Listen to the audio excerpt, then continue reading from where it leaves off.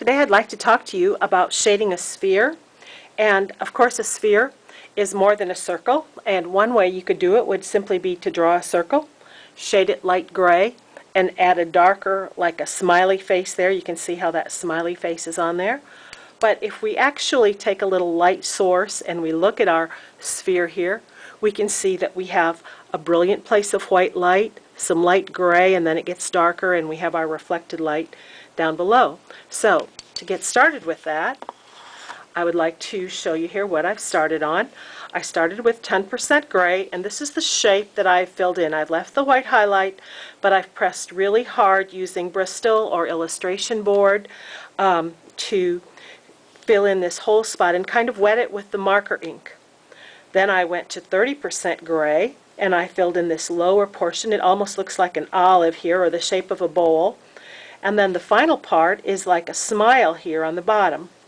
Now you can see here that I tried this in an earlier demo, and that I have some marks here that I don't necessarily like, and that's where the Prismacolor white pencil comes in, because I can simply take my white pencil here, see how that's helping to disguise or add a little bit of texture to that so that you don't see the lines that I had in there. So that's one little tip. You can go in with your pencil in the end then and kind of put in some extra shading, and it'll help. See that little line right there? It's helping to camouflage those lines.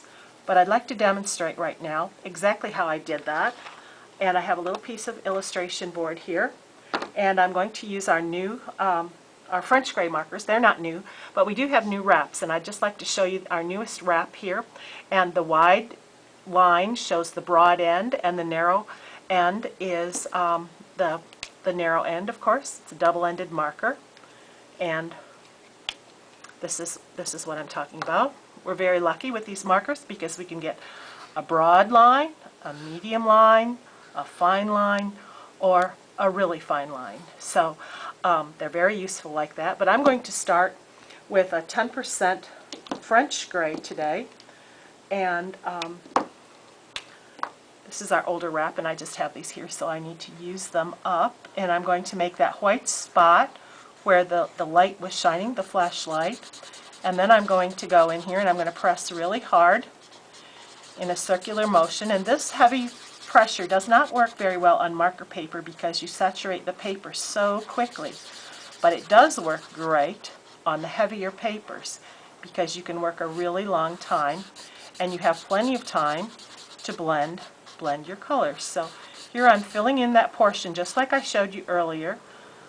Most of the ball is filled in except for that white area where the light was actually glaring off the ball. So I'm filling this in, and the more times you go over this, the darker it gets. So I've been around one time, and now I'm probably will just press a little harder here and get it a little bit darker right up to the edge here.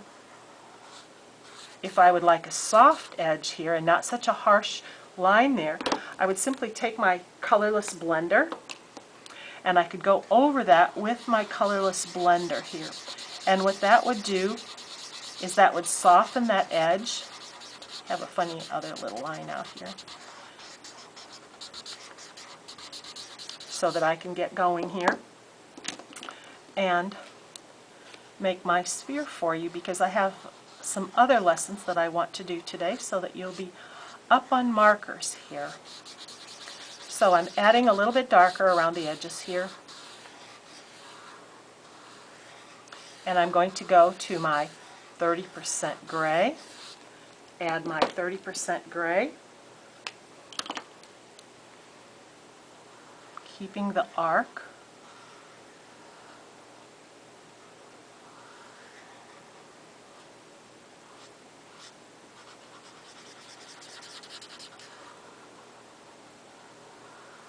If I don't want that line there, remember I can just come in with my 10% gray and go and straddle the color just like this.